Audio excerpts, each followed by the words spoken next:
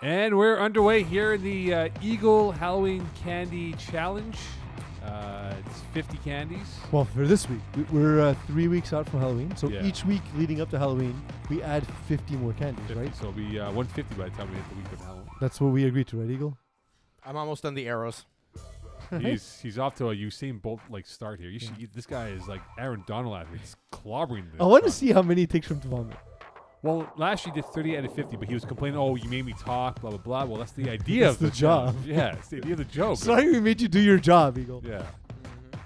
There you go. He's trying to give me all that side jargon over there. Okay, we're back. It's the first time we're back together. This is true. what I'm eating, by the way, just so everyone knows. That's It's amazing. for those who are listening, because Eagle often forgets how to produce the show. Yeah. It's a picture with all of his candy lined up like the soldiers at the end of Star Wars: Attack of the Clones. Yeah. This is like the four gangs meeting up in the alleyway here. West Side Story and such. Don't forget to follow us at Flag Plus. Exactly. So it's the first time in a long time that PC and I have been together. That's I think true. it's been 3 months, eh? Well, I keep seeing you at the field, Yeah, but not in studio. We haven't done a show together in 3 months. Yeah. Because you were away in Europe at the end of July. Then I got sick with bronchitis. Oh, it was terrible. That show Oh, where you man. coughed for an entire hour. I would rather have done it by remote from Europe I know. with terrible European Wi-Fi. I know. It was awful. And then Was it worse than the show with no audio?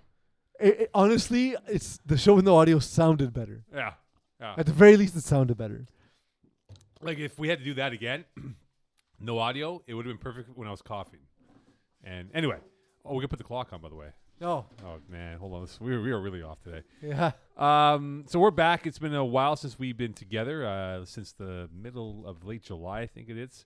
But we're back. Happy to be together. It's been a long time, but then again, you're gonna be gone next week. I'll be gone in 2 weeks, and then it's back to rotation of characters. Well, that's part of the goal, right? We're trying to introduce some new Exactly. characters that we're familiar with, that we're trying to introduce them to the FPF community, and it's been awesome. It's like a TV drama when they introduce like new characters in season 5, 6, or 7. Try to see how it would react with the crowd, right? Oh, he or she, nah, I'm not too sure. Maybe okay, keep them on type of thing. That's what we're doing right now. Yeah. Introducing new characters, new actors to this whole show. Yeah, I like it. All right, let's dive into it. Okay, we have something to kick off this show. PC has been working on this for quite a while. Well, not quite a while. Just yesterday. Yes, yesterday is quite a while. Well, let's give some Clarity, I guess. let's submit for some backstory. Let's paint the picture as to why the thing that's happening is happening. So it's related to co-ed. It relates to Kiss My End Zone's tie against Fast Not Furious.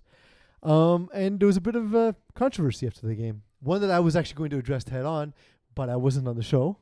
And so Laurie, being a more junior player and more junior media member, probably didn't feel comfortable, but I am happy that she subbed on the show. So I'm happy to address it today. We won the game. We tied the game.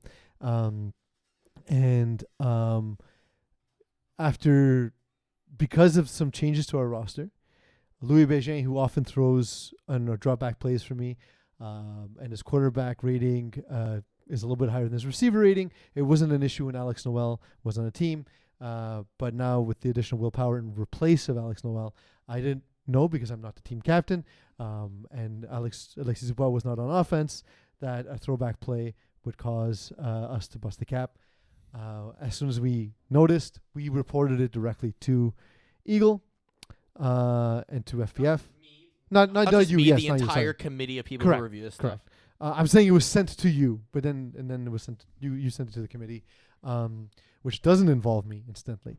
And we offered a forfeit because we knew that was the rule. But Eagle, the final decision was. His final decision was because the pass was completed on the last play of the first half, not resulting in a score. No advantage was gained on that play, e.g., your field position didn't change to put you in a better position. Correct. You didn't gain a first down, and you didn't score or convert an extra point. So it's the equivalent of had it not been completed, which is not considered a forfeit. And so we issued a warning with basically, and letting this one slide essentially, which is our precedent in the past. The literal rule is a completed pass results in a forfeit, but the spirit of the rule is we don't want teams to gain unfair advantages by using a quarterback over the cap. So that's the reason for this. It's stupid. It was dumb. Yeah. But it was a mistake. Exactly. It And was so- honestly Alexis was the captain of the team, and he should have told me that this is now with our new. If you do need to run Yeah. a throwback play, you need to run it to Will Power, Right. who, by the way, has a better arm than Louis Bégin, and would have been a better option because Louis Bégin is faster Of course. than Will is, and Will's got a better arm than Louis. And just to put it out there, because there is going to be people saying, well, Eags, it's the media team, right? You have Iggy and Pease and Lori and Alexi on it. They should know better, and That's they're pretty getting new. preferential Should know better. treatment. Media team. We've made exceptions and warnings for other teams in the past for similar violations where the game's completely out of hand. They switch their quarterback because whatever, we're just gonna have someone else try it out, and they throw the game by doing that. Quarterback gets hurt. Another one comes in, blows the cap because now the roster goes over and everything. We've let that one slide as well. Again, And I'll we're- address some of that in a moment. But one such person who has called us out, and specifically me out for it, which is again interesting because I'm not the team captain. But sure, I got called out for it by someone who I've criticized on the show. Once or twice. And I want to point out, firstly, that I won't point it out actually because I will talk about it in a moment. But so Gino Fazio, who was not involved in this in any way, shape, or form. well, of he course- is because he's on Y&Y, who are currently in the lead in co-ed. Yeah. So then again, it doesn't affect him because we wouldn't catch his team anyway. But again, despite not being involved, and didn't express his concern about the situation to the league, he could express his concern about me and my integrity to the Mhm. league, and essentially made reference to several times in the past where he's cheated and said basically, you give me shit for cheating, but me and Pease are basically the same. And that's where I draw the line, Mo. So I have composed an open letter to Gino Fazio. All right. Go ahead, please. Dearest Gino, I hope this letter finds you well. It is with great displeasure that I soak my digital plume to draft this correspondence. You have levied a fair many accusations against me and have assailed my character. I believe these accusations have gone too far. In a recent correspondence with League President Robert Campana, you compared my apparent actions to your many egregious attempts to cheat. I have been called many things in my life, and some of which I cannot argue. I can be difficult. I can be arrogant. I can be condescending. Certainly, I can be. Look at this letter, for example. It's absolutely pompous. The one insult I cannot entertain, the one insult which I take the greatest offense, is that we have any similarities in character. On the night in question, where Kiss My End Zone accidentally violated the cap, incidentally a team for which I am not the captain, Alexis Dubois, who actually is the captain and former aggrieved teammate of yours, more on this later, reported the violation to the league. Despite the fact that the play in question was an honest mistake, more on this later, and despite the fact that it had no consequence to the game in question, more on this later, we offered to accept the forfeit if it were deemed necessary by the league, and we left ourselves to the mercy of FPF. The issue that caused the cap violation was simple. We described it a moment ago, but I'll run through it because it's in my letter, and it's going to appear in my article this week. During the season, whenever a second quarterback was needed, Louis Bégin would drop back to attempt to complete a pass. This worked given our team's construct at the beginning of the season and would cause no violation at the time. However, due to the injury to Alex Noel, an injury suffered in the game between Kiss My End Zone and Y&Y, Will Power was brought on as a season-long replacement. As I am not the captain of the team, I wasn't aware of the cap ramifications, and on the final play of the half, on a drop-back play to Louis Bégin, he completed an 18-yard pass to William Power. This gave no advantage to either team, and the game ended in a tie. By attempting this pass, we went over the cap by 2.6 points on a play that had no bearing on the outcome of the game. For the record, upon learning of the transgression, I believed it should have been a forfeit. If I may digress for a moment, I believe it necessary to inform the public that in league circles, the rule in question is actually referred to as the Gino rule, as it was initially created specifically because of the many times you, Gino, attempted to bypass the cap to your advantage in the past. The difference here is that I broke a rule accidentally, Upon learning about it, I had the integrity to ask our captain to alert the league. In doing so, the evidence was weighted, and it was determined that no advantage was given. There are also occasions where it was determined that there was a precedent and the forfeit would not be enforced. One such game was an Expendables game where you, Gino, replaced an injured Carmen Police, and as such, your higher quarterback cap hit violated the division's cap regulation. However, as this did not truly violate the spirit of the rule, the Expendables were granted grace. There have been other examples where this application to the Gino rule was forgiven for similar reasons. I want to once again reiterate that we did not only did we self-report, but offered a sign of goodwill and our willingness to forfeit. This is an act that in my 10 plus years of working for FPF, you've never done. The transgression was clearly a mistake. This is different from the many times you specifically looked to violate the rules. Most recently, you attempted to mask the identity of girls you were coaching and brought on a player or players who were ineligible to compete in the playoffs.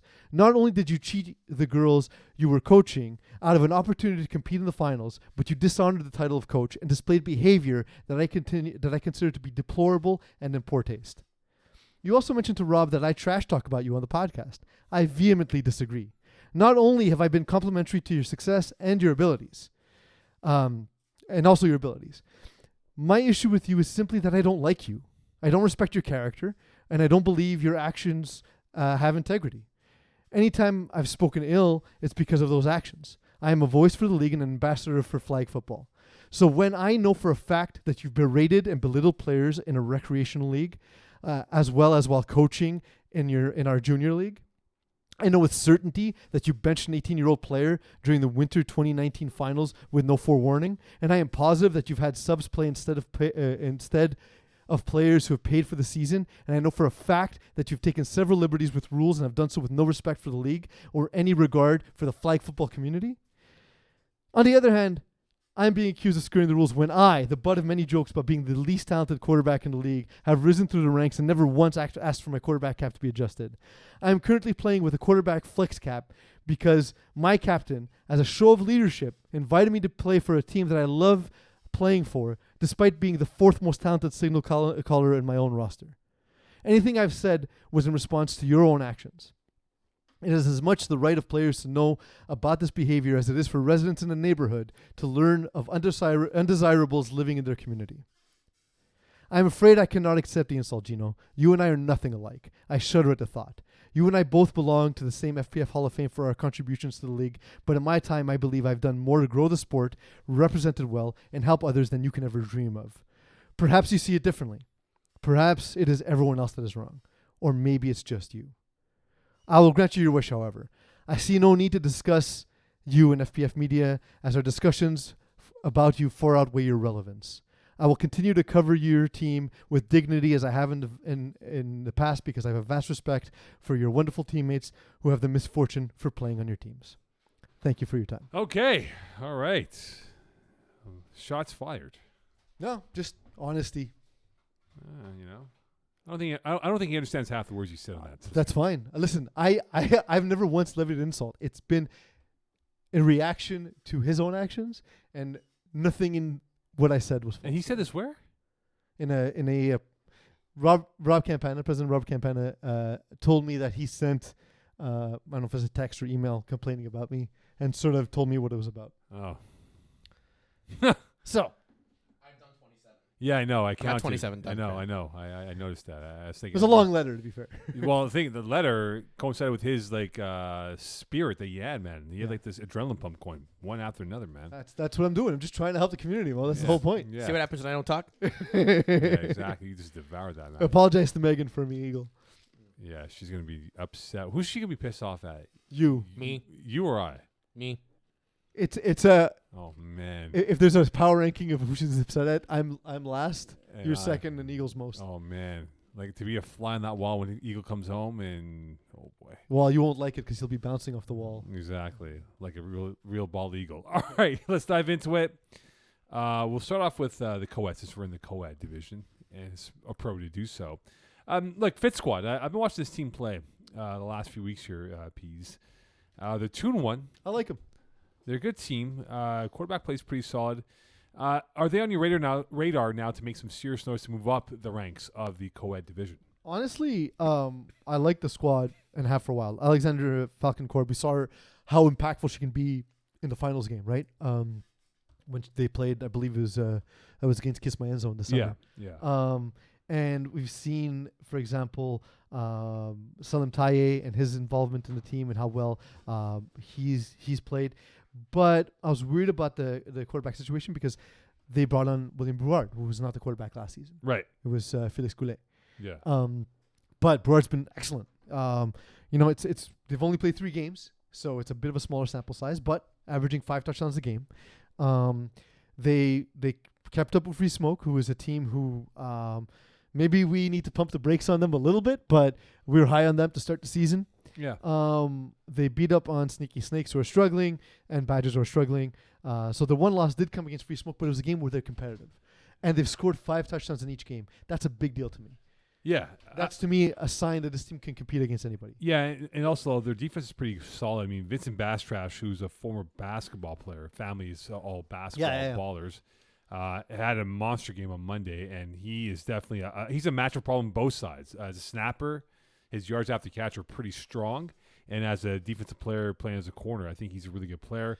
And I just think that, you're right, Brouard had a really good start to the year. And now I think they'll have 3 games in 7 days coming up in the next week or so.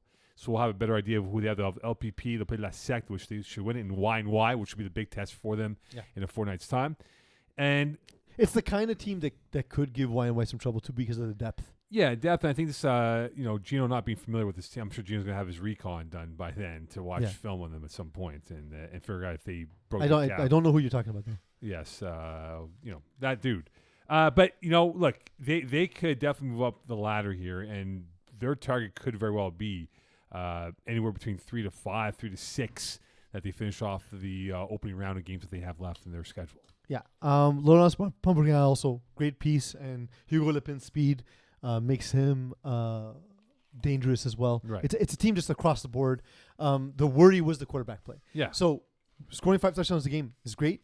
I'm curious to see because we've seen Free Spoke a little exposed this past week, but they plays. You said that their first challenge comes against Y&Y. It's this week against Le Petit Fuck. Yeah, LPP is going to be tough. That's a tough game for them. 100%. Because LPP, their defense might not be stellar, but they score a ton of points. Yeah. No, for sure. And it'll be fascinating to see how this plays out because this year's, co-ed has been, there's some spicy games that I've watched so far in co-ed. Involving your team, by the way, but it's been pretty. Was good. it the same game we just talked about? Or? Yes. A lot of drops in that game, but that's another story for the just day. one important one. Right? One important one that could have been a nice W for you guys. Okay. Look, there's 2 more undefeated teams left: Easy Fun and Fast Not Furious. Last one standing will be who that will still have no losses. Let's take a look at this. I'll take a look at the schedules really quick. Y&Y. Hold on, let's get Eagle's thoughts on that. On these teams? Yeah, go ahead, Eagle. So Easy Fun have Les Paquers, the Village, La Secte on their schedule for the next 3 weeks. And then Fast Not Furious has Sneaky Snakes, Iced Out, and Melting Pots. So I don't see either of those teams losing any of those games. So it's going to get down to Week 8 on November 6th, where they play each other. Can you tell us the time and location of fields, please?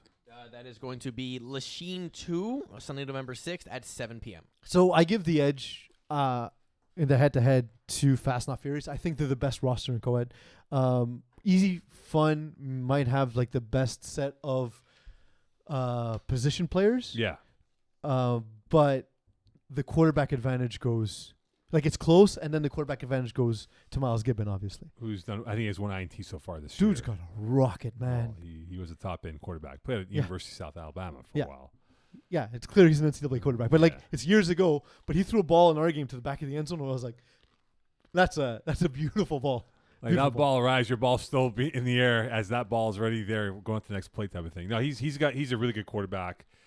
For Fast and Not Furious. I think the quarterback play this year, given there's more teams in co-ed, the depth of this division has been phenomenal, Peas and Eagle.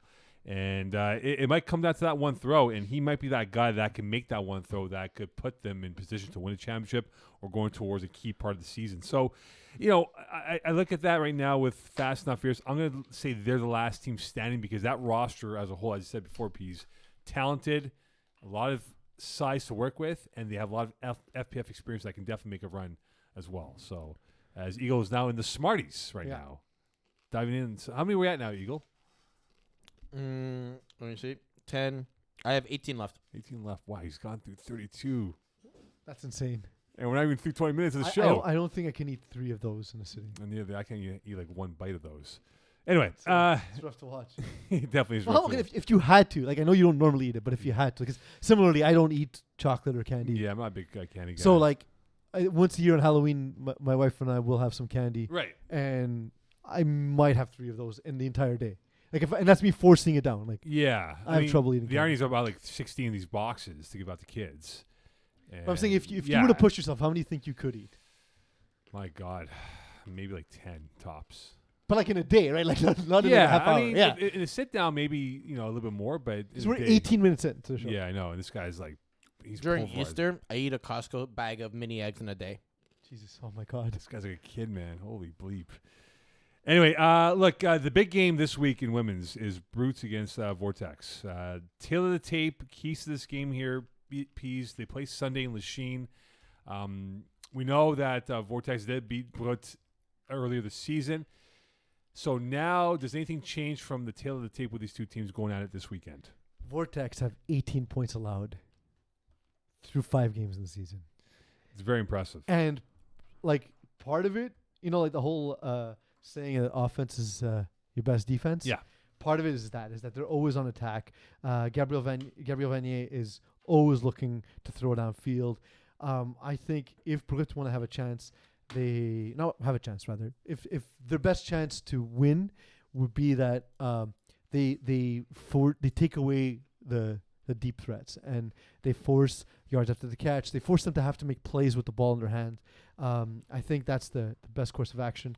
That being said, 12 of those 18 points against were scored by Brut, Brut, right? yeah. So at least you can say, okay, they're the ones that have put up a fight. They were, and absolutely, it was a great game.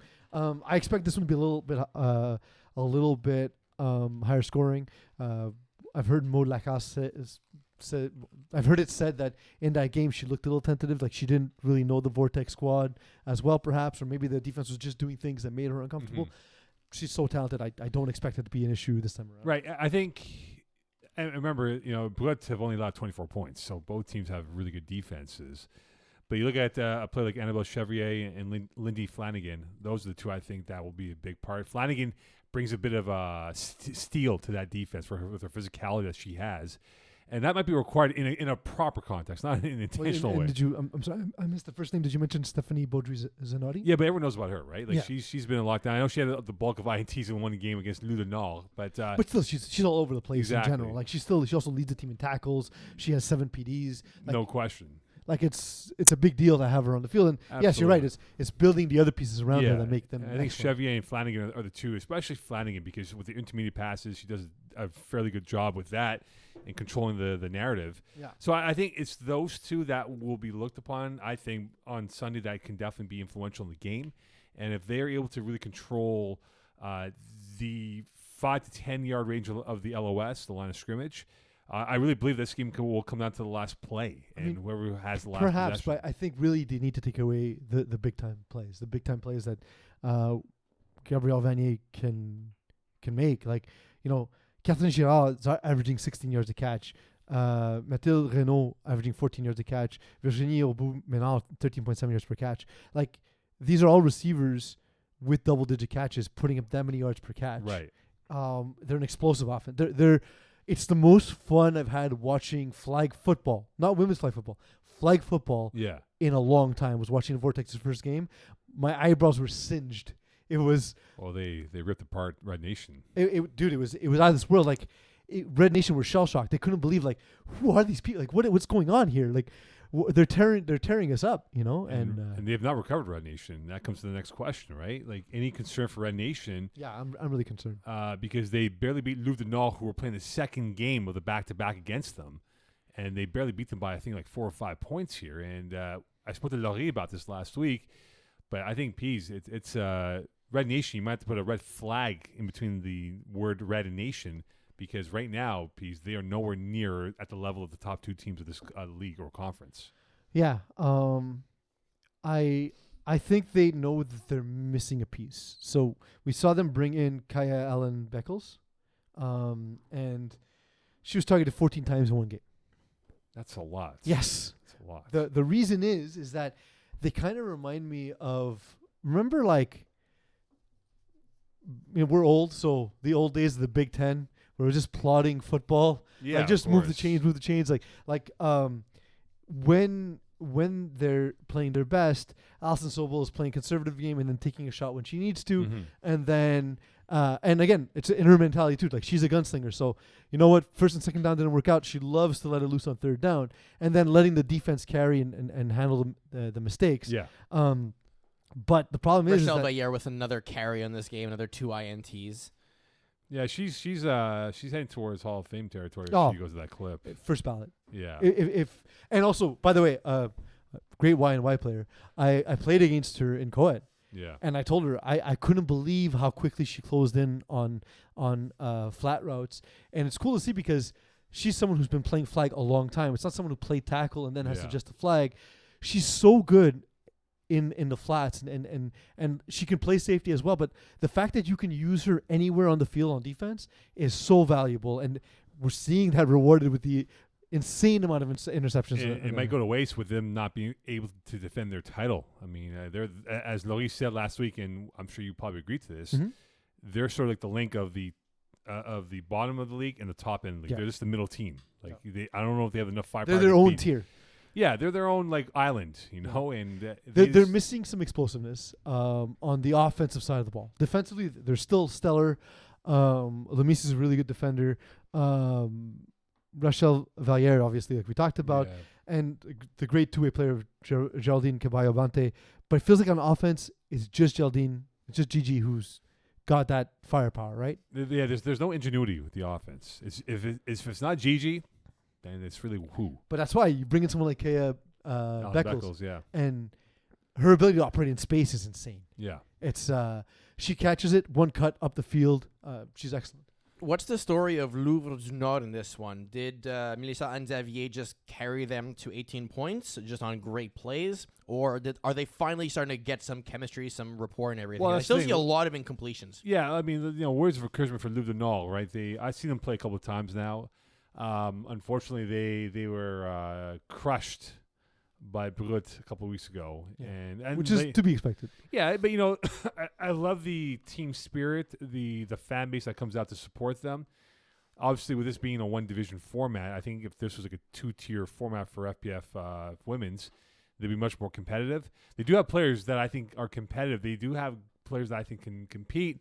But I just think the lack of experience at this level of Flag Plus is hurting them. And maybe if they come back in the ensuing years, it'll help them become better as a football team. Yeah, and interestingly, Red Nation only were able to score in the first half. And I thought at the very least, even if they had some lapses on defense, Red Nation would be able to put up points. So it's cool to see Louvre du Nord actually making adjustments at halftime. Right. The concern I had with both Louvre and Louvre du Nord was that a lot of their plays have too many receivers ending up in the same spot. They use spacing poorly, and FPF and flag football in general is a game of spacing. And so if the timing doesn't resolve itself, you can't have players ending up at the same spot in the field, right? Yeah. No, it's yes, Eagle. Out of curiosity, Peace, because you're a quarterback, would you rather 6 versus 6, so the extra receiver with the extra yardage on the field, so basically the width of the field, or 5-on-5, so one less receiver but a tighter field? So I know, I'm sure you remember this, Eagle. I played a game against Lockdown, where we were 6 versus 5 for a good portion of the game, and we actually outscored you during the game, and I actually really liked playing like 5 players, just because I already use a lot of like unbalanced sets, like trips and stacks and stuff like that. So for me, it was like it forced me to have to use that part of my playbook. And since that game, it actually pushed me to be more creative. But one of the things I thought about is, while the field is tighter, it's still as long. So it forces a more vertical game, which is not my style of quarterbacking at all. I like having the whole field, the width of the field to work with. But for someone with a really good touch on their deep ball and makes downfield reads really well, 5-on-5 is actually a really interesting game. 5-on-5, I like it because now, seeing it from the women's perspective of the league being 5-on-5 right You're now. speaking for the women's perspective. Yeah, but I'm saying mansplaining with Mo. No, but I'm saying from that level of the flow, Yeah. right? I think there's a different approach to that game from a philosophy standpoint because, in the regular 6-on-6 full size field that we do for FPF, if you don't convert a fourth down, the opposing team gets the ball at wherever that is, right? Yeah. Whereas here, it's like you need to get 4 Half field. plays, half field, and get the first down. But if you don't hit it, then it goes back the other way. So there's that risk reward that, hey, it's fourth down. Let's try to pick it off here and maybe take that extra, step or two to maybe kind of get that pick going our way. Because if we do, we'll get the ball in great real estate position. And then you see that a little bit more often now. And hence why you see a higher amount of INTs for some of these players that they're willing to take that risk on third and fourth down to say, look, if we can't get that fourth down, we're going to get the ball back at our own 5 and got to go all the way there. Whereas if we get it halfway or maybe even deeper, it makes the game more challenging in that sense. Yeah. Trying to It protect is. the It football. absolutely is more challenging. It's a Yeah. different. While it's part of FPF, it is a different sport in a sense because of that rule. One of the things we've talked about in a preseason meeting, and we'll lift the curtain a little bit.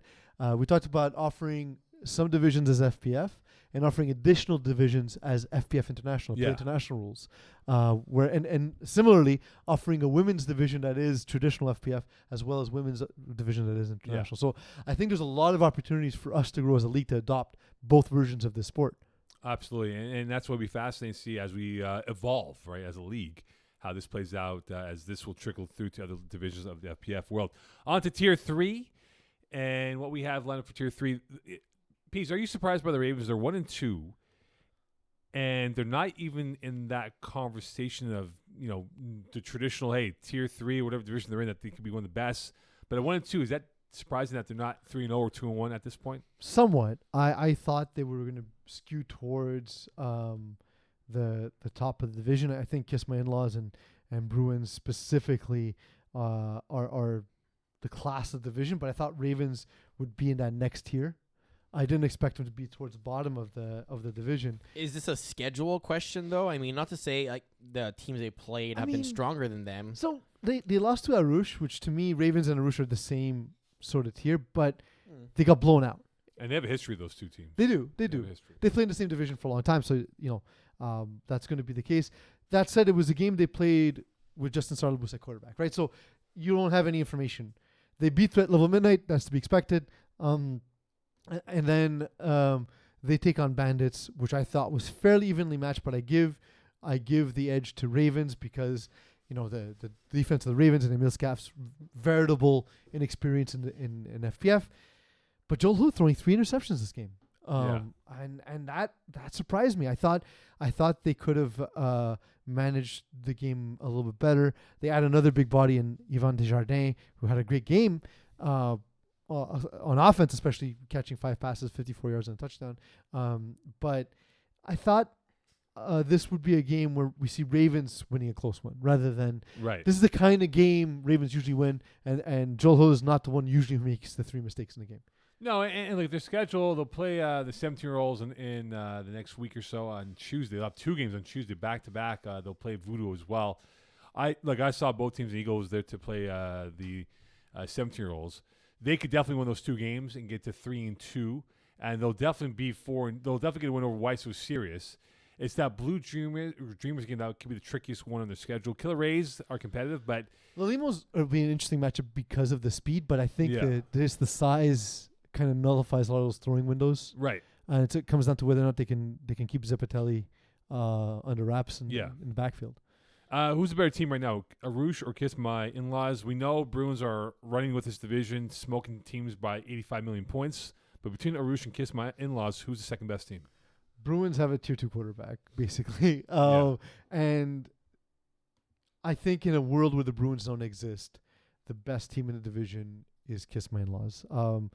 It's, to me, one of the most complete Kiss My blank teams that exists in FPF. Iggy Valdez Manzanero, how many games has he thrown now without throwing an interception? IVM has done a very good job this year. Honestly, he took a concept developed by guys like me and Stephen Harpersod as an offense, and he's performing at a level that I've never seen someone with that level of inexperience be able to do. So I credit his intelligence and his ability to absorb information. But it's not just him, right? Like Dave DeAndre is a great piece. Marvin Steinberg in this division is great. Lucas Quenneville, by the way, is insanely fast. Yeah. He's insanely fast. And that's kind of, this team needed another speedster, and that's kind of what they got because they already had a lot of size. They got a bad break with an injury to their rusher early in the season, but Zachary Albert-Gill comes in and fills that gap. And nobody can ever understand or explain to me why Zachary Albert-Gill is such a good rusher, but 9 sacks. He keeps doing an art it. form, though, right? He's amazing, and he's not particularly fast. He just takes a really good angle, doesn't make a mistake, and if the defense can get you down to your second or third read, it gives him enough time to get there, and he won't miss a flag. 164 sacks in his career. Zachary Insane. Albert-Gill. He's got more sacks than Justin Blanchard, who's played longer and is a much faster human being. Yeah, I mean, right? Like it's insane. Yeah, like I would definitely say. Kiss My In-Laws are a very good team. Eagle, can you look? Sorry, 1 second. Yeah, Sorry to cut you off. Do you have the ability to look up the top rushers and where Zachary Albert-Gill already ranks in terms of sacks? I can actually. So Ryan Aridi holds the record at 403 total career sacks. I don't know if in that the would ever regular be season. broken though. I don't think that would be ever broken though. I mean, if someone starts playing at 18 and yeah, retires at 40 and still fast, yeah, it'd take a long time though, and a lot of it'd take teams. a long time to hit that. Yeah. So right now, if Gill were to retire, he'd make the top 10. He'd be 10th overall. Right now, Daniel Bellefeuille holds that spot at 159. But there's about 4 people between 160 and 172. So he would easily almost break top 5. He's in the range of Chris Miard, Phil Kovacic, and pushing on Charles Bellerin and everything. So That's insane. yeah. By the way, But also, he's played a lot less games than all of those people. yeah, and you know he's a Maybe not Bellefeuille, but but he's a pure pass rusher, right? He's not playing corner. He's not playing like he's no. yeah, but neither did a lot of those guys. No. Like Ryan Aridi's played a lot of positions more recently. Yeah. But when you look at guys, my voice breaking now. But Daniel Bellefeuille has largely only played rusher. Charles Bergeron, same thing. Kevin Marcel mostly, Hinsley Adams mostly rusher. So like, yeah. you know, Matt Kerouac mostly rusher. Right. So yeah, it's impressive. It's impressive to see like that. Those are all the guys that were playing FPF when I started playing FPF. Yeah. No, Zachary Albert-Gill's a Johnny come lately. Yeah, and I think it's unfortunate Arush and Kiss My In-Laws will not play at all during the opening round. They might have a collision course at some point during the knockout stages as well. But it'll be fascinating to see when they do play each other.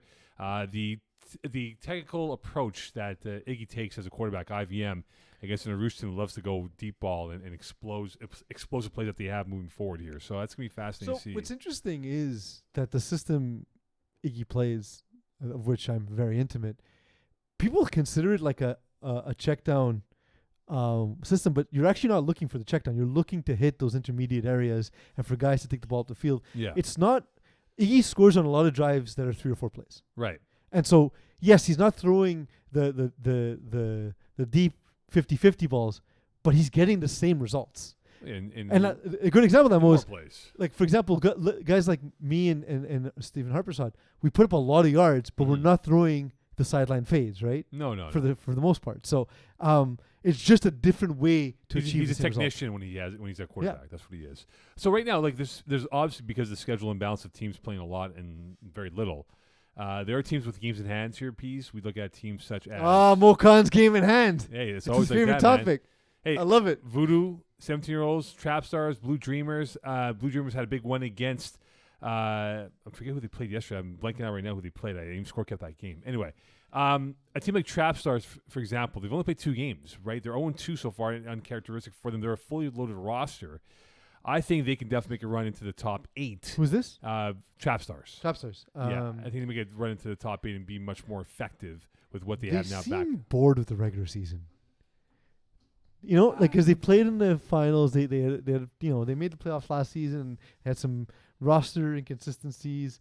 Ryan Garber's back at quarterback. He's been good, but they've only played 2 games, right? So like it's hard to get a feel for it. I saw them play against the Fest, and they just sort of were going through the motions. I think it feels like they're just waiting for like the part of the season where like, okay, let's flip the switch and we'll be us again. Yeah, That's yeah. kind of what it feels like. I meant to say Diamond Bougies, who played Blue Dreamers the other day.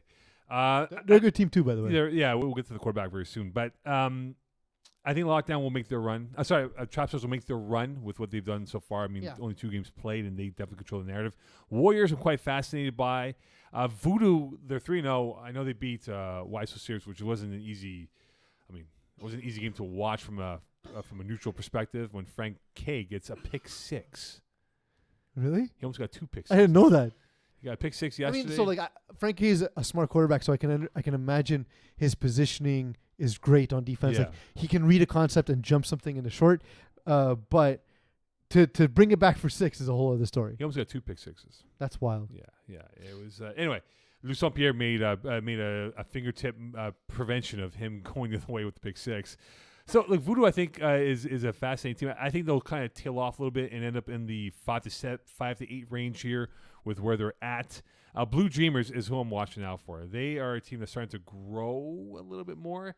And Nick Rizzo Gomes definitely is looking like a dominant threat from his position on the offensive side of the football this year. He's excellent, by the way. I faced him in co-ed recently. Really good defender. I saw him on my way here, actually. Oh, really? Yeah. Does he live upstairs? I don't know. Well, I know the Gomes live upstairs from Yeah. where we are in the broadcast studios. I was in the middle of a FPF Instagram meeting, so I couldn't partake. Oh. But it was nice to see him. Speaking of the Bougie Boys, Jules Regimbal. Yeah. This is a team that definitely has football experience. I like his confidence, his bravado. He plays with that twitch they look for from a quarterback. Is this a name that we should all start getting familiar with if this Whoa. team stays forward I here? thought you were a literate man. I thought you were a man who was well read. I try not to I be. thought you read many articles written by me and Iggy Magnus last season. I do not. Well, we praised Jules Regenbald. Yeah, I like him. The guy's got a sick arm. The guy, so once in a while you see a guy throwing an FPF. A guy like Frank K, right? Frank K has been very accomplished for somebody who's not a natural quarterback, not a natural thrower of the football, right? Yeah. This dude is the opposite. You see him throwing, it's like, oh, that's a quarterback. That's not a guy trying. That's a dude. That's a dude. you know? He's a dude. The guy flick of the wrist can get it from one side of the field to the other. Kind of reminds me of the tall dude who played for that team with Sifat Kassed and those guys. Oh, Arnaud Desjardins. He reminds me of Arnold Yeah, Desjardins. he was playing Laval University. Similar build. He has that ability to throw from one corner of the end zone to the other corner of the end zone with effortlessly. But he also seems to play with some sort of disregard for the game the same way Arnold Desjardins did, right? Like he just seems to not care about flag as much as a lot of other guys. No, he plays with a chip. Like he had a chip on his shoulder yesterday. Yeah? Okay. Like, I've he seen has that competitive juice just in him. seemingly like super laid back. Yeah, he has that juice in him that and it Oh, that's showed. cool. I'm glad. Yeah. I'm glad to see that because from a talent perspective, Diamond Bougie is great. I think it's going to take them a second, specifically Jules Regenbald, to become a true fly quarterback because the dimensions are different. And look, the overall counting stats are going to look great. It just in key moments, like in a game where you're playing close against Blue Dreamers, they end up getting the win just based on their knowledge and their ability to. They're not going to be physically outmatched by Diamond Bougie. So the difference in that game is knowledge. Right. And then we saw that. Eagle, you saw them up close and personal when you lost them with lockdown. Are you done choking? I'm good now. Okay. How many are we at now, Eagle? I have 8 left. Oh my. It won't even take him half the show. I know it won't, but don't worry, we'll make it fun for him. All right, it's on to tier 2 now. I didn't answer his Ask question. him a question. I know, but I want to start getting Eagle. Go ahead, Eagle. The big thing about Diamond Bougie is their size and their speed. They are tall and they are fast, and so that gives Jules a little bit of advantage too, where he can put the football high up in the air. They can jump for it. They're the first ones to get to it, and I think that also reflects in his numbers. Right? Very few INTs, just because of the fact that those balls are specifically placed for his receivers and no one else. Right. So yeah, that also makes the team look better than they actually potentially are. Right? Like they don't have to run a system as much as they can just run plays and just go get the ball. But they have guys like Philippe Boutez, amazing. Like he's a really good player. Exactly. Nathan Desjardins. They have Antoine Roger. We've known in FPF for a little bit. they have players as well. Like I don't want to sell them short either. Oh no, absolutely. Like they're making plays too. With the other thing, right? It's one thing to have fast, tall people on your team, and it's another thing if they know how to play football and run routes and catch the ball. So, Right. Yeah. On to tier 2, as we are chopping away at these chocolates here as we move to tier 2. So I put this as a jokes storyline here with. I don't even know what you mean. Well, Like, don't even, like no one on either team knows what you mean by this. I mean, like there was Stephen Harpersad who raised his voice. Oh, I didn't hear that. Well, you didn't I was hear on the that? other side. The other side. Yeah, that's why I put that in there because there was a congregation of humans at center field when Harpersad was calling out the. I guess there was a very bang bang play. I guess with what happened over there. So there was 2 plays that happened similarly. One was one of their players who I want to say was fifth. I don't remember. Ran over one of our players who I also don't remember. But it was Great. He was just breaking down on a route Yeah. and collided, and the referee said you got to be in control of your body, and it was a penalty. Then later in the game, Mike Piercin was following the play. Yeah. And then as he's running, there was a player who stood still because he finished his route and somebody else caught the ball. Yeah. And Mike, as following the play, late to turn his head, ran into the defender. Mike is shaped like a bowling ball of muscle, and so the collision was not favorable. But it was like Mike Piercin. That wasn't done with malice at all. No, of course not. It just. And then Steven came up to us after the game and he said, "Hey, so what happened in that play? Like, were you trying to hit our player? Like, it's flag, man." Like, and he's like, and Mike was like, "No, dude, I'm not even upset like about the game. Like, it was a good game. It just I didn't see him, and then when I put my hands out last minute, it wasn't to shove him. I was trying to brace myself, Right. And Mike just moves really quickly, and that's Yes, what Eagle. happened. I do have a. But it was enforced the same way. Sorry, Eagle. It was enforced. The penalty was called on both teams the same way, so it was a good application, unlike the interception that was given to Sanders Arma. Yes, Eagle.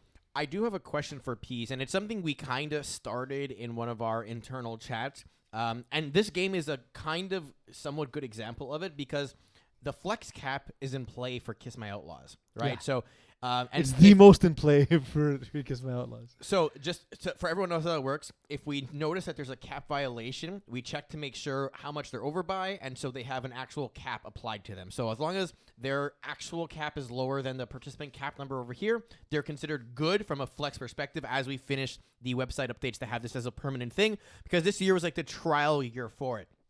But that brings me to my question here. Do you think the flex cap is too powerful for elite quarterbacks who can come into Tier 2, Division B, Division 2, co-ed, for example, whatever it is that has a quarterback cap, and it doesn't penalize the wrong? I think it's a good idea.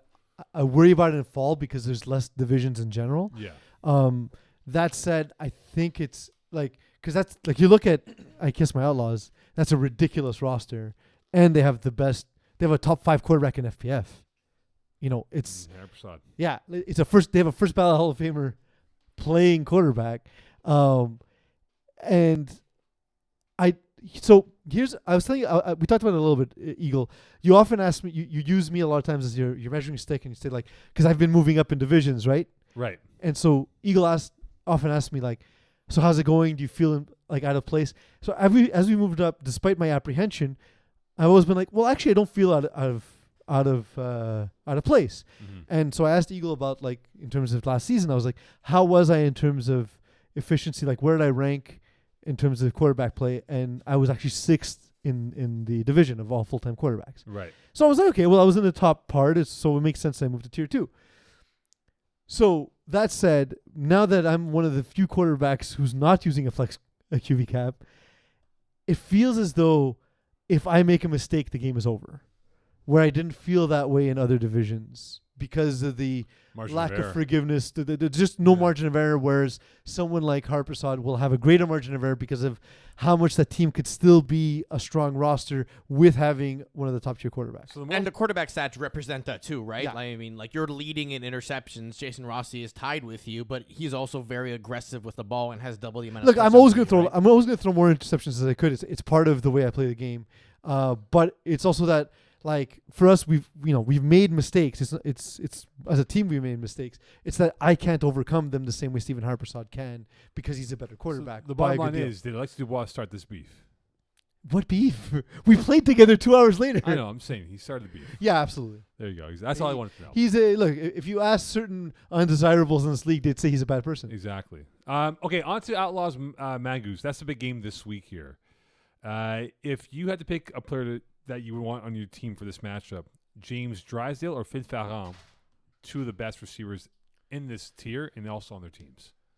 You're asking me to pick a player, or pick a receiver, Pick a receiver. because it's a different answer. All right, how about this player? I give a slight edge to Phil Ferrand.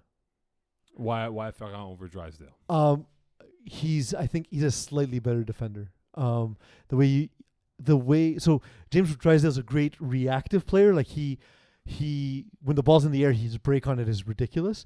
But Phil Ferrand is just reading the concept a little bit better. And I think James Drysdale, because he's been in lower divisions for a while. Yeah. I think now that he's been pushing himself to play in higher divisions and now with Mangoose, that skill is developing quickly. But at the moment, I think Phil Ferrand, I give him a slight edge. But as a sheer receiver, I don't think there's that many guys better than James Drysdale in the league. Drysdale's explosive. He's great body control, great hands. Sick fade. Not just he does have a sick fade, Yeah, yes, but sick not just his ability to make highlight reel catches, but his explosiveness after catching, his route running, his catching on short balls, intermediate balls, catching in traffic. He does every part of the game exceptionally well. So I give the edge on offense to James Drysdale. Well, these two teams In a larger edge on offense than I give right. Phil Ferrand on defense. So these two teams going at it this weekend. Outlaws. I meant to say Mangoose, who's playing Kiss My Outlaws. In this situation, do we look at Nick Schaefer's being the wild card because he's off to a great start this year, but he's had his hiccups where he's throwing 2 or 3, if not 4 INTs in the game. Could this be the situation where maybe he doesn't have his best performance in getting Mangoose's victory over Kiss My Outlaws? So there were a couple throws he made against us. Iggy called them it wasn't Iggy, it was our snapper Jean Rossi. He called them tennis throws because the receiver didn't get there, but the ball literally landed on the back line of the end zone. Yeah. On a fade or on a post, and it was just like, that's a perfect ball. Yeah. Like he's one of the nicest throwers of football I've ever seen. That said, he takes chances, and it's kind of the thing that makes Nick Schaefer special. Right. Whereas when you look at Stephen Harpersod, we talked about it, how Iggy Magnus is surgical. The chief surgeon of FPF is Stephen Harpersod, right? The like MD, yeah. He's brought this knowledge and developed it in this league in a way that you continue to see new looks from him every week. Right. It's amazing. It's amazing. Yeah, I think, in this game, I think Schaefer's going to be fascinating to watch because now he's playing a really good team in Kiss My Outlaws on Sunday. And this core group of Mangoose has been together for eons now. They've been together now. This is the chance for them to really kind of lay down the gauntlet that's saying, look, the road for this tier goes through us, not through you guys, if we get this victory here. And if they were to pull it off against Kiss My Outlaws, I think that would be a massive statement of intent of what they could be going towards the final 3 games of the opening round and then going towards the knockout stages in November. So I'm really fascinated by this game, how this will play out for them. Yeah. But speaking of the next level of teams in this tier, you look at Blackouts or Santar. Are these teams anywhere of being a threat towards Blackouts. Outlaws or Mangoose? Sorry, I didn't mean to cut you off. No I thought the question ended. No I was trying to do that thing where it's like, banter. There you go. Bantering at its finest. Speak one, speak the other. No, to me, it's Blackouts. Santar are good. They're more beatable. Blackouts are strong across the board, and Adam Sinagra is ridiculous. And he's by playing with #NR in was it Division B in the spring? Yeah, Div B. Yeah, B. That helped him learn FPF quick enough, I think. He's a wild card too because he has the experience of winning those tight games. I mean, tackle he was phenomenal, but now in FPF he's starting to really showcase that he can definitely take over this league and be a top end quarterback. Yeah, it's happening now. The turning point is now. I expect this this trio of quarterbacks, Hariprasad, and Schaefer and Sinagra, if they don't play in Division 1, Yeah. I think they're all bound for Division A. Yeah, no, they're all going to be Like they're I think they're all good enough to be in Division 1. I'm excited to start seeing them go at some of the old heads and see how they adapt and how long it'll take them to really compete with the Wyatts and Lazaras and those guys. Well, their passport stamps will be Division 1 bound. Yeah, I think so. It's going to happen I think so. soon enough. Santar, I think, are a little bit. They're closer to that next tier Yeah. of teams. Game changers. We know this team, an old name that's now back in the league after 3 games in their current. Yo, record. Anton Sakis can throw the ball, man. I was watching him this week. He's so much fun. But is this what you expected with their record and Yeah. performance so far? After 3 games? And it's for 2 reasons. One is Anton hasn't been here for a while. We talked about how Iggy and I talked about in the first week that they're going to be more dangerous as the season goes on. Yeah. The second thing is it's a collection of a lot of different players. It's not a true team in a sense. It wasn't built as a singular unit. It was different guys brought in, and they've had a lot of subs already. So I think that lack of continuity has hurt them. But I think the best version of their team, when Louis Philippe Pacat's there, when Marty Friedman is there, when they have their core pieces, Armand Bala, that's a really good team. Yeah, I think. It's just a question of all the pieces. I don't know if they get it together by the end of the tournament. Well, that's the thing about game changers of the recent additions, that they've had bigger rosters because guys were not available or just running out of fumes, whatever it is. Injuries have been a big issue for this franchise for many years. And if they can, you're right, if they can get a proper core that can develop the rapport with on both sides of the football, then they could definitely make some noise. And you're right with the Marty Freeman. He's a guy that definitely has that FPF experience. Also underrated for his talent. Yeah, like a lot of guys don't know Marty Freeman. They think of the guitarist of Megadeth, but right. no, it's he's a really good 2-way player. Yeah, and not only that, Ludwig Jean-G is also the guy that I think he has that size inside the numbers, if there was numbers on the football field. Some fields there are. Some fields there are, but they're going the Inside other the way. lines. Yeah, exactly. We're literally crossing over the lines here. But yes, Eagle. I also confuse Marty Friedman with Martin Freeman, the Hobbit and Sherlock Holmes sometimes. Where are we at now with the chocolates? That was the biggest I don't give a shit I've ever heard. Yeah. Yeah. Can you feel the tension? Feel that cold He's jab. upset that I proved him wrong. Because last time he was so high on his mighty horse about how I couldn't eat Mind them. you, he didn't eat all 12 hot dogs. Exactly. So now I'm really showing him. Well, next week, when are we doing the Arush Challenge? You're going to lose again. But when are we doing that? Whenever for? you want to lose. I'm here next week, but I'm not here in 2 weeks. All right, next week it is. Next week is doing the Arush Challenge. Deal. All right, done. 6. Perfect. You might have to do a lot of talking there, Eagle. Fine. Perfect. Anyway, on to tier 1 and what we have left right now. You look at Dan Lazare, Joe Mayer, and Steven Harperside. They're all having amazing quarterback seasons. Dan Lazare in particular he's out of this charts right now for what he's done. So Shocking, right? Yeah, shocker. But he was upset at me. He was upset at me because he only finished with 290. He's like, me, bro, you can't add 10 more yards. I go, Dan, it's a set number. I can't add yards to your thing. There's an app that calculates. Exactly. I can't do that. Anyway. Just throw 10 more yards, Dan. He did, but he threw 90 instead. I go, if you didn't throw 90, you would have had 305. If you add the interception yards, though. Yeah, exactly. Over 300. Exactly. He was so pissed about that. All right.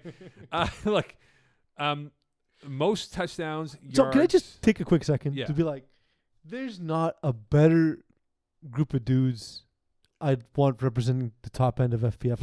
Like even you just throw Kevin Wyeth in there as a one final name. It's like these are the people we'd showcase to aliens to be like, this is the best FPF has to offer. Harpersad, Mahou, Cutler, Dylan Taylor, Dan Lazara, Jeff Rosenblatt, throw in Kevin Wyeth. That's a nice group of quarterbacks, right? Like, it's so cool to see where Division 1 had really only sort of 3 claims to the throne. Yeah. Now that we see that if it's not growing now, it's going to be growing in short order. And what I think I like about that list piece is that when we look at those, I think 8 names you've just put out there, every person has a different style in how they approach FPF. And that's what makes it fun, right? Absolutely. It's like this matchup is favorable to this style versus this other one. I know when I got here that there was the one way to play. It was triple slants, Kevin Wyeth, everyone trying to copy Kevin Wyeth. Guess what? Not everyone's Kevin Wyeth. No one is Kevin Wyeth. And that's it. Like anyone else replicating him is going to be a cheap copy. And yes, triple slants is a play that works and it's great and everyone uses it. But there's so many different approaches to the game, and it's to me what makes FPF special. It's the reason, jokes aside, bit of a joke too, but it's the reason Joey Taylor's in the Hall of Fame, right? Is that he showed us another way to do it. He showed lower division players another way to do it. Yeah. And obviously these guys aren't that style specifically because that style in itself is so unique. But, you know, Stephen Harpersod and his what he developed in MFL and bringing it and adapting it to FPF. Phil Cutler having to adapt from his knee injury and slowly getting his athleticism back and his ability to throw and run. Dylan Taylor and his approach. Dan Lazara and his just patience and his, like, he's not necessarily the as we talked about the doctor and Stephen Harpersod, but No. he is the most patient quarterback. He'll check down 30 times if it means setting up the deep shot when it's there. And he'll cuss me out. Bro, you gave me like 5 yards. Dang, this was a 5-yard catch. And there was no yards. And even Joe Mayer too, like the dude is just an alien on the I field, liken it right? to a car where you have like winter, sports, and normal drive, right? This is what these guys are. They're different styles of drive that you can enjoy It's awesome. in a car. It's awesome. So in that case, though, who will have the most touchdowns this year and the most yards this year?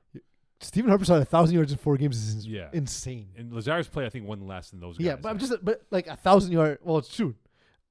That's true. Actually, he'd be on pace too. Right. So that's why the question, obviously, with them being uneven because of the number of games being played by either side, it's fascinating because I look at all I guess the triple crown, right? The touchdown passes, yards, and I guess completions. All three of them are definitely neck and neck or within range of each other of making a run for that title, if so-called triple crown this season. Who I think will do it is Dan Lazara. Who might also do it is Joe Mayer. But who I'd like to see do it, just because of how often he's forgotten in these conversations, is Phil Cutler. I want him to. He's already put his stamp. Like, as far as, you know, winning isn't truly a quarterback stat, but you need a great quarterback to do it. And Phil Cutler's proven that he's winner guy already, but he's actually showing this season. No, I'm also a top dog in these. Yeah, in these streets. he might not get it because he's played one more game right now than the other quarterbacks. I said who I'd love to see do it. But he's at 110 right now, right? And Harpersod's at 100, and he's played one less game. So you would imagine that Harpersod can surpass that, you know, at 5 games equal. But, you know, I look at Lazar right now. And I feel like Harpersod's going to throw a pick or two at some point. he right? hates it when we predict when he's going to throw 90. He threw one last Did I week. just do it? Yeah, he goes, oh, you called it, and look what happened. I threw 90. I go, that's what I do for you, brother. But I think Dan might be putting up some crazy steroid-like numbers. He's not a steroid. I'm saying that type of juicing. Gonna say you have some. No, Dad's not that. Dad's not doing any of that stuff here. I'm saying that level of dominance for what he has moving forward here. So, like, no regard right now. They're 0-3. Could they recover from this start and make it more of a competitive start end to their season? That was a good. Who did they bring in to replace Kendall Myers on the regular now? Like, who's their, what I'll describe as their new It's number hard one? because they've had missing players also, right? So it's hard to know exactly who's replacing Isn't it Frank? long term. No, it's not Frank Tilicola. He's replacing Adam Sinagra. But I did like your pivot off the Mitchell report and Dan Lazara there. But yeah, I'm not sure, Eagle, because again, Travis was missing. Joey Notaro was on off again player was out of town with him as well. So I'm not sure. I'm not sure who the long term. I'm not sure who the long term replacement is. It might be Kenny Bai though. Yeah, Kenny Bai is a great player, former McGill Concordia football player, but this roster's big, and they need to start getting guys eligible for play. I mean, they're not. Well, but they had a vacation built in, right? That's right. Yeah, So. that vacation that we saw on social media. Yeah. But can they recover from this 0-3 start though? So, they lost. They lost the game to STL, which STL is a really good team. They lost a close one to KGP, and then they got beat up on by Braves, but that's to be expected to a degree. I think the next 2 games, they shouldn't have gotten beaten that badly by STL. Yeah. The way they did. So if they can put up a good fight there, and then they face Blessed and run it once. They got to get 2 wins. They got to get 2 wins in that. before the Kangaroos game, I would imagine. Because if they go winless in that Kangaroo game, it's going to be demoralizing. Yeah, and like Kangaroos is just clicking on all cylinders, right, with their offense and what they've built up in that sense. So I'm fascinated to see what they do. Sinagra will be key to this whole being the piston of this offense, right? If he's going to get on track now, I mean, he's thrown 6 INTs, which is uncharacteristic for him, but I think if he gets back on track, he can definitely be problems for teams in this division moving forward here. Quickly here, Peas, before we get to the next tier. STL, I mean, they're 2-2-1. Are we putting them in that top 4 category, or are they more in the bottom 4 of this tier? This is who? STL.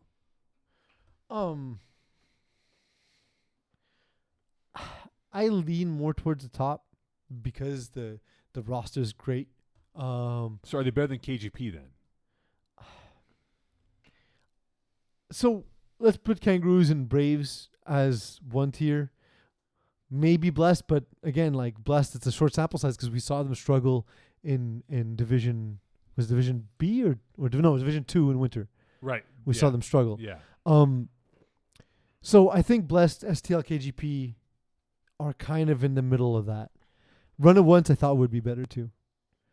Yeah, I think Run It Once is good. I think KGP will hover in the 3, 4, 5. They'll probably win a range. championship again because that's what Yeah, they do. and then they'll have one of those epic parties that they do, which I'd love to be part of. Quasi, you know my number. Give me a call.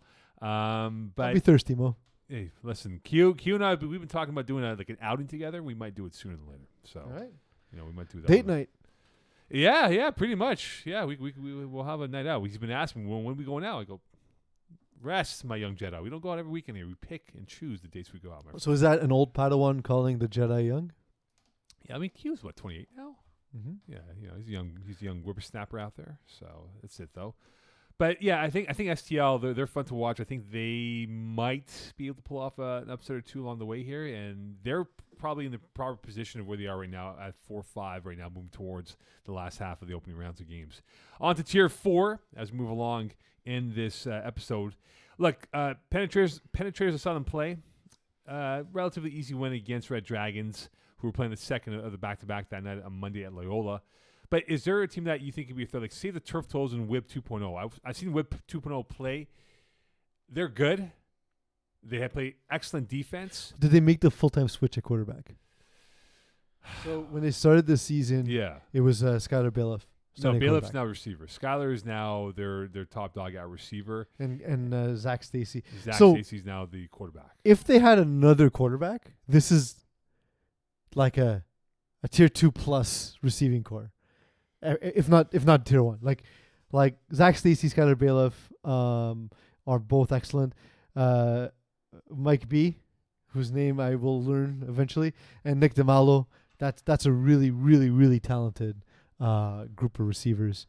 And just that one of them has to throw. Oh, Badi Bunji? Yeah, that one. Yeah. He's a good player, by the way. He is probably, and he was on my side of the field because he was playing corner. I'm not saying this to stroke ego here, but he has really good tools playing corner. Well, he's a former tackle, dude. Yeah. You would have known that had you read my article where I profiled their team. Well, look, I will read the articles afterwards. Clearly, if you read my article, you get information. Well. But no, he's really good. Like he showed a lot to me as a defensive player, taking away one side of the football field, but also on the offensive side of things, he definitely has that ruthlessness required to make that big play if called upon. And so he really brings a different element beyond Bailiff's old world talent that he has as a pass catcher on that football team. Miguel Espinosa too as a rusher is really quick. Yeah, it's gonna take him some time to adjust, but he's got to be a little bit more in play in the margins. When I say that, more disciplined. Right? Yeah, break down and if he can figure that out, he had a great PD inside the red zone. Also, forgot to mention they also have Julian McLaren Thompson, so it's a really good team. It's a really good team. Yeah, Julian brings a wealth of experience. Yes, Eagle, where are we at now for the chocolate updates? I have 3 left. Oh boy, how are you feeling? I feel good. I'm actually saving them for games of the week because I'm going to troll you guys while eating them while reading out the teams. I don't. It's going to make for terrible I don't radio. know why you're trolling me specifically. I just don't want you to die early. I'll be fine. I don't know that to be true. Do you remember when we call BS on him, hey, I'll bring my dad's like diabetes kit. We can do your blood sugar. It's true. He needs to do it And live he said no. diabetes. He said no. I don't want to do it. I brought it into the studio. He's like, no, I don't want to do it. Come on, Eagle. I don't want to prick myself. Yeah, he don't want Well, to do it. listen. To prove what? My sugar level's high after eating a 50 candies? Yes. I know. Thank you. We want to know how high Yeah, to put it all in socials. like we think like 15.4. I would say. Yeah. Even higher. I don't know what the level And is he supposed said to be. no. No, like for our age group, ideally 6 to 9. So I know someone that sells those kits. Can we do something where we are exploiting Eagle's blood sugar levels to raise money? Oh man, if we could raise money. So we do it for charity, Eagle, of your choosing. Would you do it then? I have to prick my finger.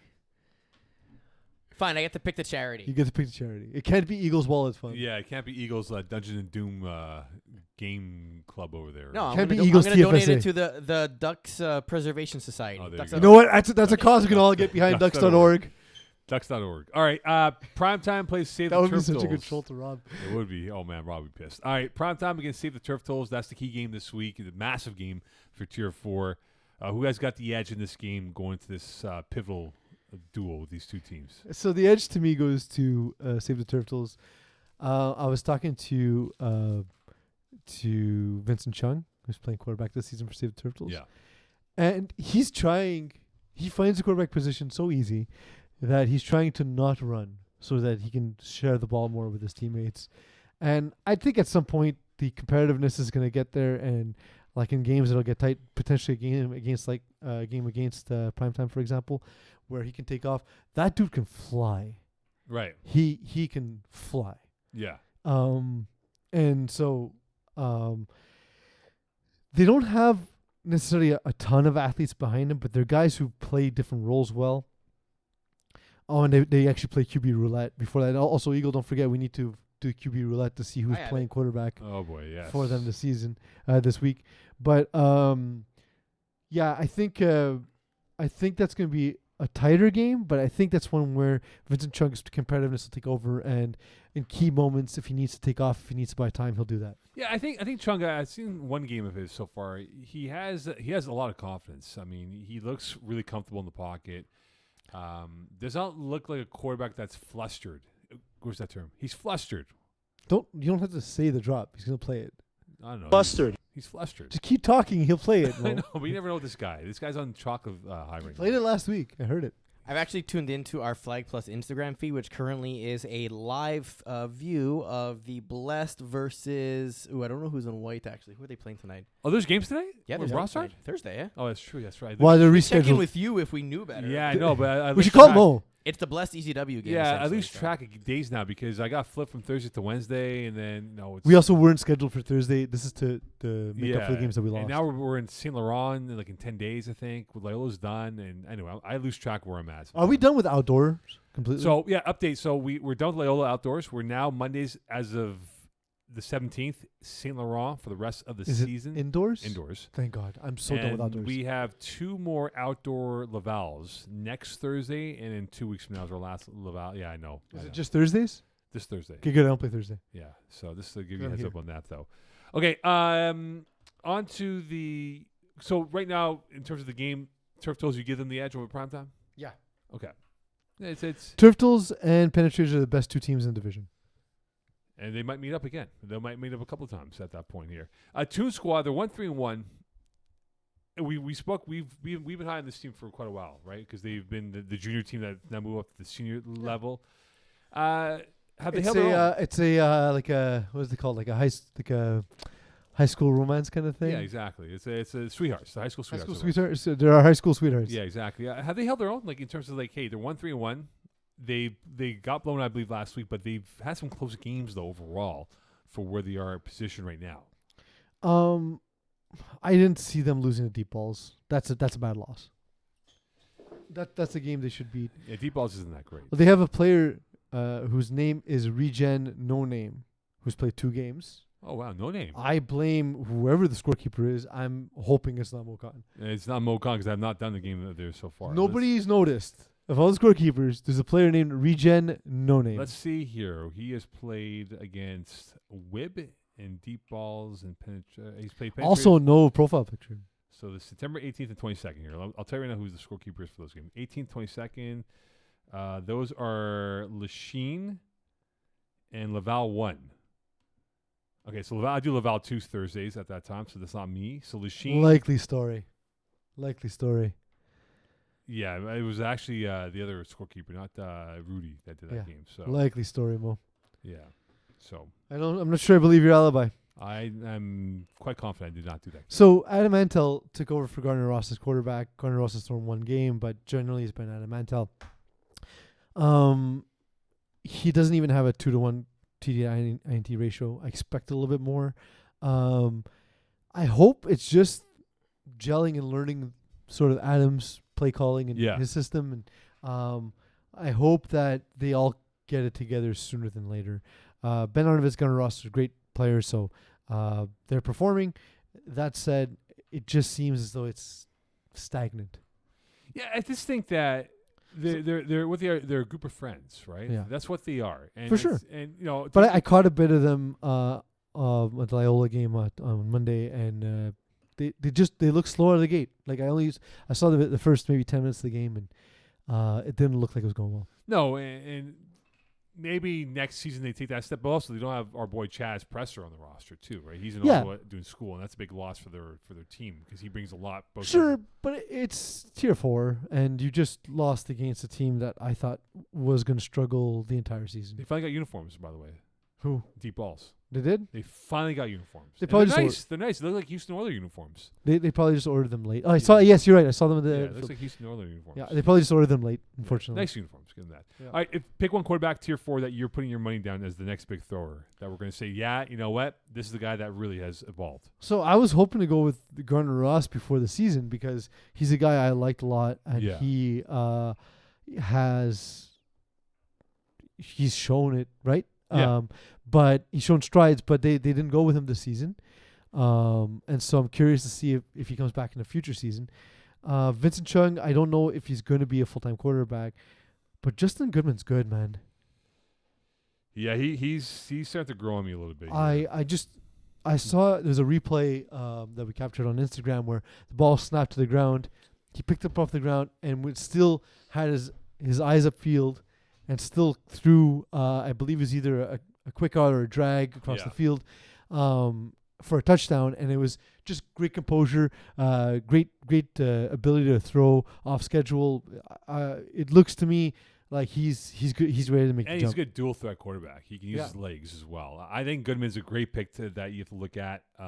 It's cheap. It's cheap, I know, because he has like the most touchdowns and all that. But just having watched him play, Vincent Chung, by the way, also I really like it. I just don't know if he's committed to playing the position. Yeah, that's why, because in this division it's a little bit more of a transition quarterback role, right? These guys are not traditional quarterbacks that are experimenting right now, and that's why I think maybe in this group there could be one or two that can make a move up the rest. Daniel Spina from Primetime, now that they've chosen him as the full-time quarterback, they kind of went through a QB roulette of their own, and they've landed on Spina, and he's been solid. Like he's I think got a lot of room to grow. Sorry. But room to grow is good, right? It means there's room for improvement. You got to see the turf though. I think I messed up the camera angle here. Sorry, Eagle. Sorry, we don't want you to go off your perch from eating the chocolate. I was just about to call up the Save the Turf Tools too. Yeah, they're not the Save the QB roulette. Yeah, well, they got a bunch of quarterbacks out there. It is now time for. Oh, what's up? No. What do we have? No. What do we have next? QB roulette. Oh, I thought we need to pick who's quarterback. I thought we were doing that during the games of the week though. No, that's what you said. It's prior to. Okay, isn't it, Eagle? So you know how to pick if they're going to win or not based on the quarterback that they're going to have. Because if they don't listen to the wheel, they'll lose. Quarterback for the game is Kenny Zach. It's Zach. Kenny Zach Alberts-Gill. Yeah, I love Zach though. There we go. He's like, hey, every time there's an incompletion. Hey, man, good effort, man. My bad. Sorry, man. My bad. Sorry. Oh, man, I should put a little bit more. My bad.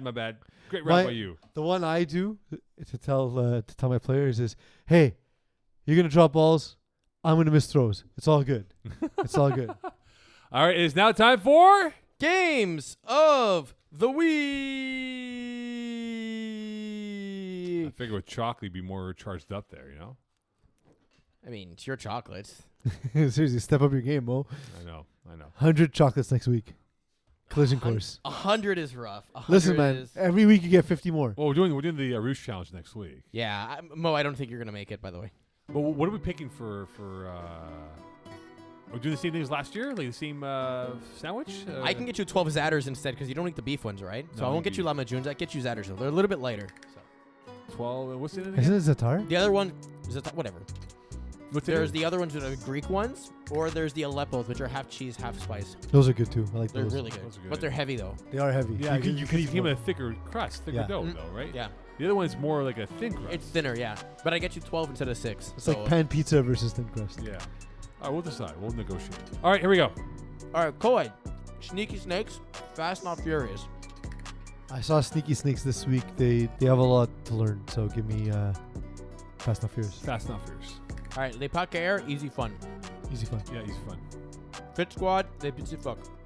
Ooh, pitsy fuck. I'll go Fit Squad. Your pick, Eagle? I don't care. Why not? Give us a reason why. Because I don't pick games. By the way, MVP of last show was Eagle, bringing the show back when it was off the rails, and then taking it off the rails when it needed to go off the rails. Yeah.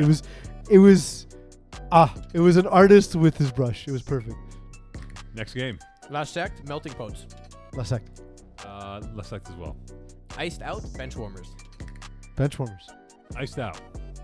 All right, Women's Division, only one game. Vortex, Brutes. Oh, this is the best game. Vortex taking 2 down. This Go. This should be the game of the week. Yes. I'm going Brut because that's my team. Mother Cass is a G. All right. Tier. Your pick? I don't care. Why? Uh, Why don't you he's- care? Because I don't pick games. He's why, Team why'd you pick Pucker. games? Why'd you pick games for it? Tier 3. Lalimo, 17-year-olds, Ravens. Sorry, can you say that again, please? Lalimo's, Without water? Lalimo, 17-year-olds, Ravens. That's the team you played, right, Eagle? I did play them. How Where, are they? Laval or Lachine? I played in Laval. Was that Wednesday or Thursday? That was Wednesday. What time? It was at 9. Was it a clear night? It was.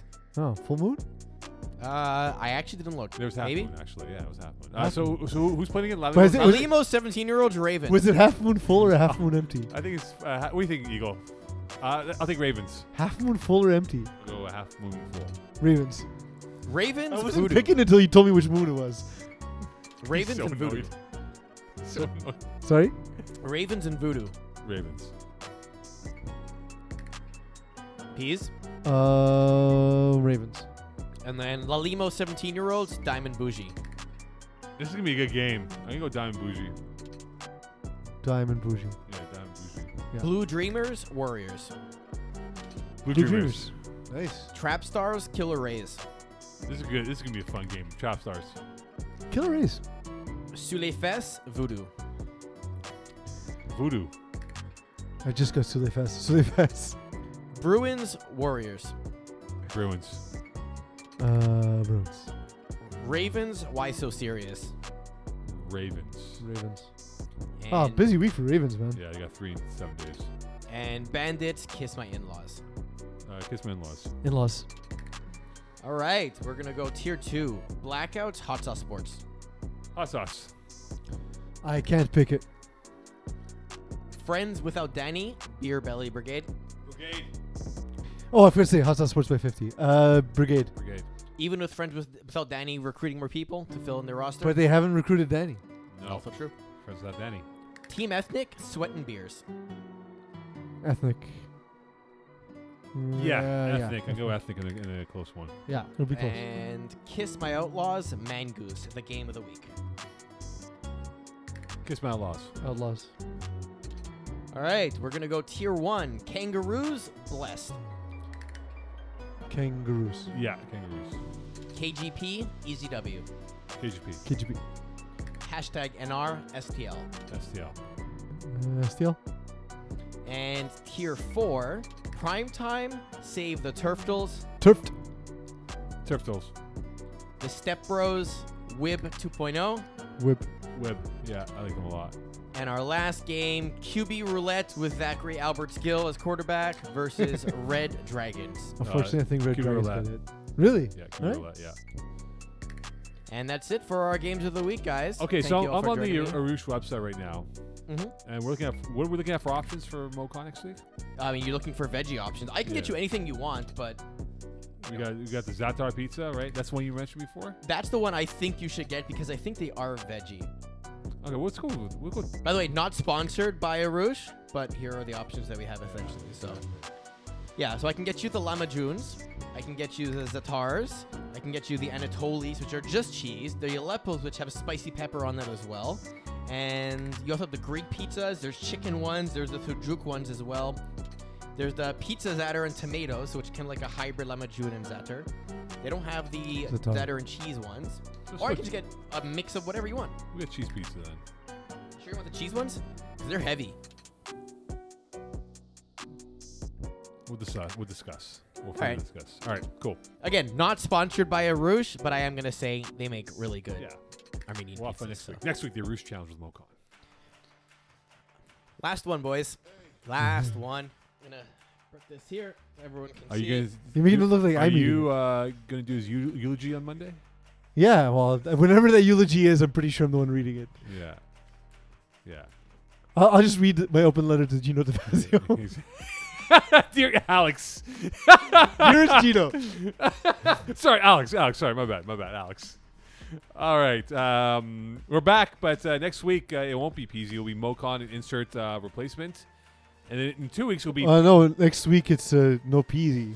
no PZ. It'll be insert replacement. Oh, okay. And then replacement for me, Mokan. and then you're back in 2 weeks. Oh, thanks. I hope Thanks. you're picking this up. Yeah, you're picking this all up. You're eh? picking this up. Bastard. Again, it's a largely audio medium. Yeah, exactly. Thank you. You're so cool. All right, Magic Words, please. Mokan, it is with great pride that I say congratulations on your gig on Hockey Inside Out. Oh, thank you so much. Thank you Yay. guys. Thank you guys. You know, I look forward to it. It'll be a lot of fun, and yeah, can't wait, man. First episode's next week before the season begins. You know what's happening before that? Eagles cleaning this fucking mess. Yeah, he is. All right. Good night. Never prove me wrong or try to prove me wrong ever again. Sure. We let you win. 100 candies next week. We let you win.